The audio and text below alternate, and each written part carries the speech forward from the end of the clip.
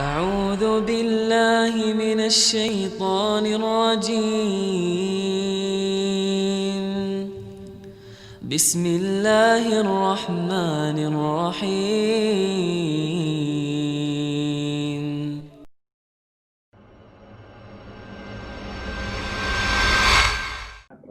Yes.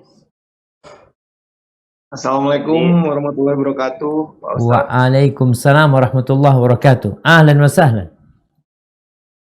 Baik. Masya Allah. Kayaknya udah bisa bahasa Arab antum nih. Belum. Ini Pak Ustadz, saya mau nanya, cuman mohon dikoreksi apabila ada kesalahan, Pak Ustadz. Karena benar-benar ini ketidaktahuan saya. Salah satu musibah bagi manusia adalah apabila ketika nikmat yang diberikan Allah kepada manusia itu dicabut sama Allah.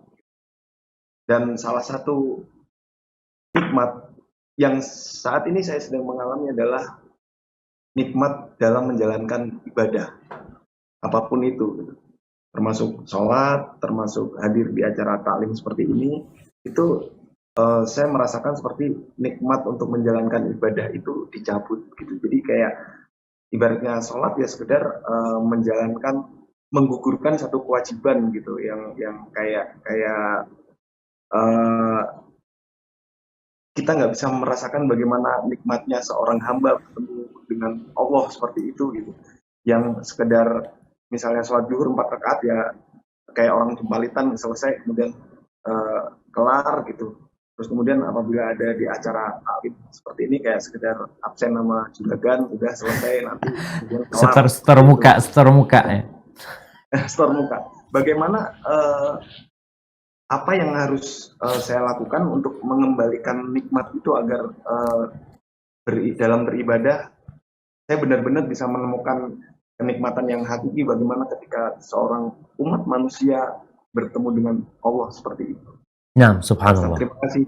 Barakallahu fikum. Assalamualaikum warahmatullahi wabarakatuh. Waalaikumsalam warahmatullahi wabarakatuh. Masya Allah, pertanyaan yang menarik dari Mas Pur ini, jamaah. Ya. Jadi memang banyak orang itu kalau bicara musibah buat dia itu ya kehilangan anak, kehilangan motor, di PHK, kemudian sakit, itu musibah. Ya, itu salah satu musibah. Tapi ternyata ada musibah yang besar. Yang Rasul SAW berdoa, wala taj'al musibatana fi dinina. Ya Allah, jangan jadikan musibah kami itu menimpa agama kami. Jangan sampai. Kalau yang hilang itu rumah, kalau yang hilang itu motor, insya Allah bisa balik. Tapi kalau yang jadi musibah itu agama kami. Agama kita bisa jadi kita keluar dari Islam itu, bisa jadi kita melakukan dosa, itu musibah. Bisa jadi kita meninggalkan sholat. Dan memang jamaah, di antara bentuk musibah yang mungkin kita tidak merasakannya, tadi dicabutnya nikmat ibadah. Sampai ada orang yang mengatakan kepada Hasan Basri, atau dia meriwayatkan tentang seorang yang mengatakan, ya Allah, aku nih kok kayaknya hidupnya nyaman-nyaman aja sih, padahal aku banyak dosa gitu loh. Lalu dikatakan, berapa banyak engkau dihalangi dari bermunajat, berapa sering engkau dihalangi dari nikmatnya, dari lezatnya bermunajat kepadaku, tapi engkau gak sadar.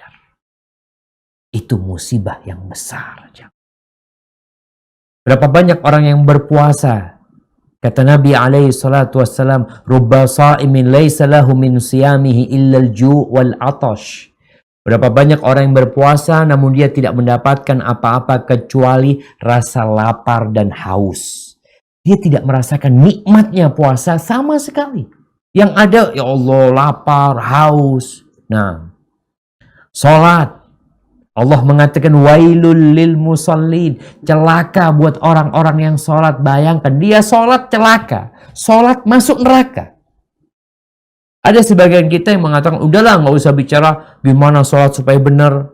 Sekarang kita bicarakan orang yang nggak sholat itu tuh yang nggak benar. Iya betul, orang yang nggak sholat nggak benar, perlu kita perbaikin. Tapi orang yang sholat pun perlu diperbaiki, karena ada orang sholat masuk neraka. wailul lil musallin alladzina hum an salatihim sahun alladzina hum yura'un. Mereka yang ria, mereka yang seenaknya aja sholatnya tanpa mengikuti aturan, ternyata masuk neraka. Apa sih yang menyebabkan kita kehilangan nikmat baca Quran, nikmat berzikir? Kemarin Ramadan Ustaz, alhamdulillah ana bisa hatam, kok sekarang nggak bisa hatam? Kemarin Ramadan ana bisa sholat terawih 11 rakaat, ana bisa sholat terawih 21 rakaat, 23 rakaat, sekarang wala 1 rakaat. Kenapa? Kita perlu bertanya memang. Ini musibah, kalau bicara musibah ya. Orang kalau bicara dunia dengan COVID-19 ini, mereka berbicara umpamanya biasanya penghasilan ana itu 100 juta setahun atau sebulan gitu. Sekarang nggak ada, rugi ada 100 juta. Kok bicara rugi? Padahal memang belum ada keuntungan. Kalau bicara rugi kan hilang duitnya. Ini memang engkau belum bekerja, nggak ada kerjaan.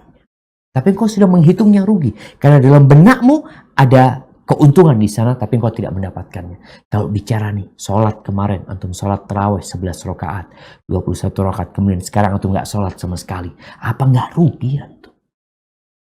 Baca Quran yang 1 huruf dapat 10 kebaikan. Kemarin Ramadan antum baca, sekarang antum nggak baca. Apa nggak rugi? Itu musibah. Apa yang menyebabkan musibah itu menimpa di kenikmatan kita beribadah? Dosa.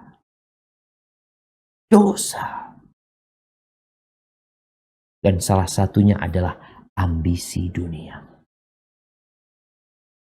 Kadangkala kita nih bicara dosa itu dosa. Enggak, anda enggak berzina, anda enggak ini, iya. Tapi ada dosa di hatimu. Atau suudzon sama Allah SWT. Enggak menerima dengan takdir Allah SWT. Itu juga dosa. Jadi tatkala hamba kehilangan nikmat beribadah, yang harus dia lakukan adalah bertobat, istighfar. Baik dari dosa yang dia ketahui atau yang dia tidak ketahui. Nabi mengajarkan itu.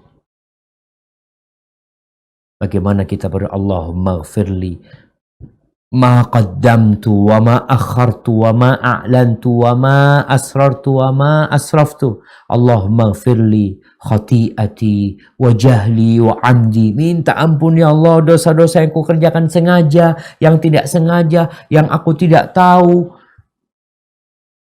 yang banyak, yang sedikit, yang terang-terangan, yang sembunyi, semuanya minta ampun. Tuh Nabi ngajarkan kita seperti itu. Jadi tatkala kita merasakan kehilangan nikmat dalam beribadah, ini buat orang yang sudah merasakan ya. Tapi ada orang yang sampai umur 60 tahun tidak merasakan nikmatnya beribadah. Yang ada ibadah itu masih beban buat dia. Belum nikmat. Kayak kajian nih. Karena juragan hadir mau nggak mau hadir juga terpaksa. Ada yang seperti itu. Belum merasakan.